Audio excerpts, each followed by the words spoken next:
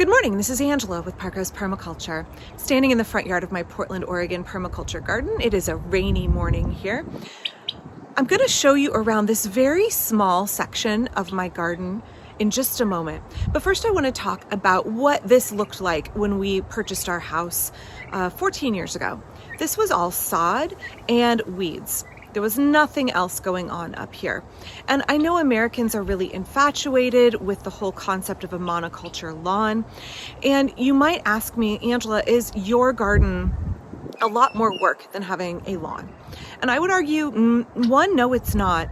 Two, it maybe was initially as I was front loading that effort, but the kind of labor that was involved in the beginning was labor that I found pleasurable, that I found enjoyable. So it didn't feel like work to me. Whereas mowing and fertilizing a lawn and watering it would have felt like work, and it would have felt like wasted effort. It would have felt like I was pouring energy and water and money and time into something that didn't produce anything for me other than a place to rest your eyes. Like, lawns are good in garden design as a restful place where there's nothing going on. And I think that's really telling. There is nothing going on in a lawn. And you can see behind me, there is tremendous abundance and fertility, both in terms of the biodiversity here and the wildlife, but also in terms of the visual appeal of the garden.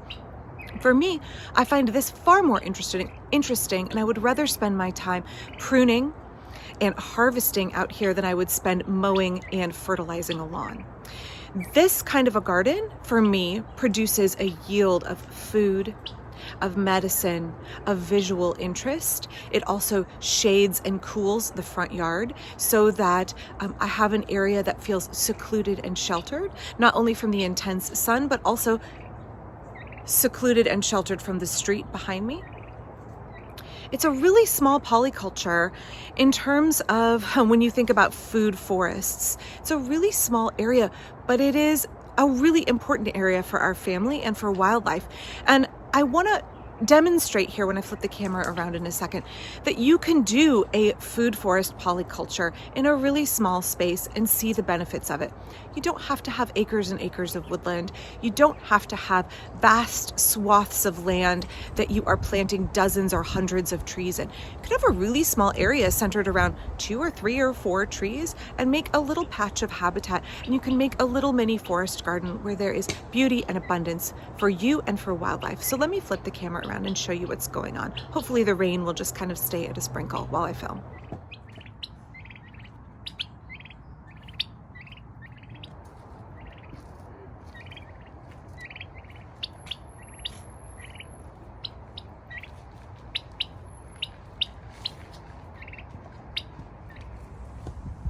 So we're standing in my front yard. You can see our little budgie here in his cage. That's Sunny. This is our front sunroom.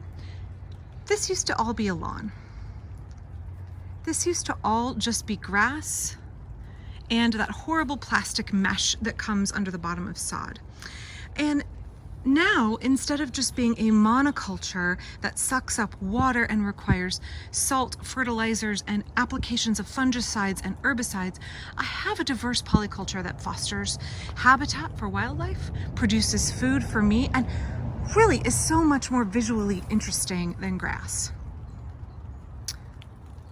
I have a mix of natives and non-natives. I have a mix of annuals and perennials. I have a mix of food-producing plants and all of the support plants. I have a mix of permaculture plants and cottage garden plants. For me, this is the essence of permaculture. I have beauty, I have diversity, I have abundance for me and for wildlife.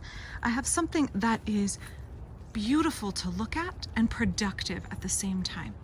This is a really small area of my garden, but let's talk very quickly about some of the things here. Right here you can see some of the radishes that I let self-sow.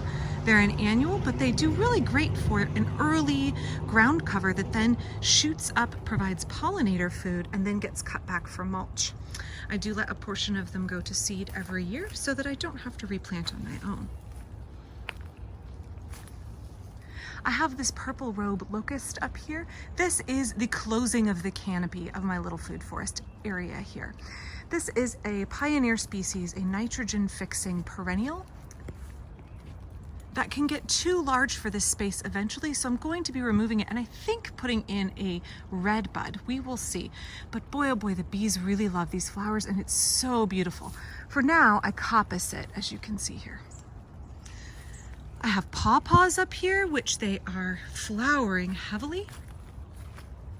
And I'm gonna get really good fruit set on my pawpaws this year. You can see all these baby pawpaws here.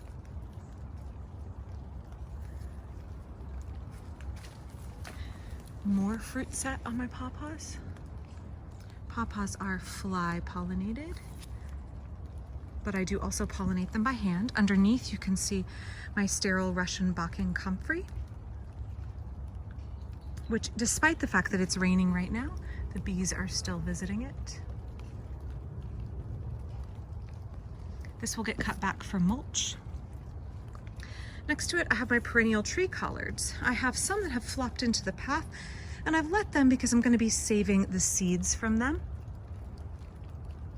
So I'm just letting them block the path for now. Next to it, I have a young feijoa. So the feijoa is not actually a very quick growing plant in my climate. So it doesn't look like it yet, but it will get pretty darn large. And I need to think about the space it will occupy as my system matures. So eventually this feijoa will be a comparable size to what the pawpaw is now. Underneath you can see some of the Turkish Rocket.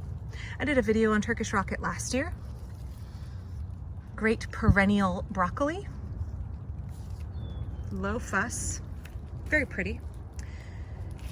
Next to it, I have some of the natives, like my Juneberry. I've talked about Juneberries quite a bit recently because I think they're doing much better than my blueberries in our increasingly hot summers. I have another pawpaw here. I have aronia, I have rhubarb, I have columbine. I have those hardy geraniums I love to talk about. I have native strawberries, oreganos, thymes. I have some annuals tucked in. Here's some of the peas. Underneath this goji berry. Oh, I have dirty garden hands. Sorry, y'all. Such a small part of the garden, and there's so much going on here. And I still have room to put in tons of annual veggies. In fact, I've just planted under this Nikita's Gift persimmon.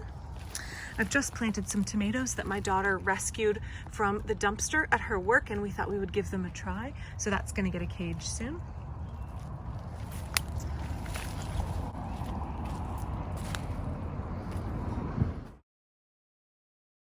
So I want to encourage you as you are thinking about the potential for transforming your gardens from a lawn, from that monoculture that is resource heavy and produces very insubstantial yields, if you even want to call them yields. Think about the potentials.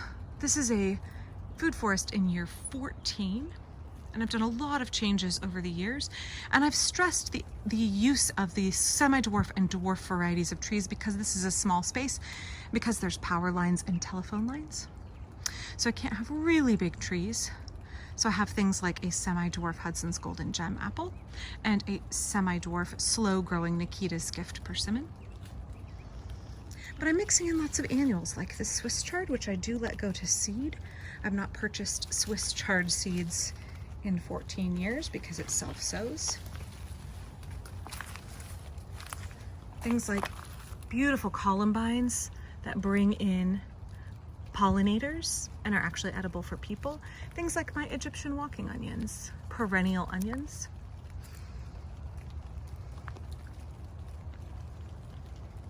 There's so much you can do in a small space that isn't grass, that isn't gravel, that isn't those ho-hum shrubs from the garden center. There's so much potential. This is still May in my garden. It's still May, y'all. Think about what it's going to be in June and tune back in because I'll be showing you how this portion of the garden and all the portions of my garden are evolving as the season goes on. Thanks for watching today. I'll be back soon.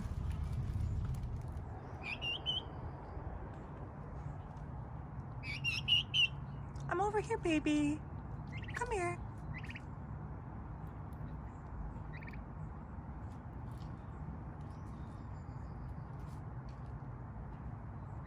Come on.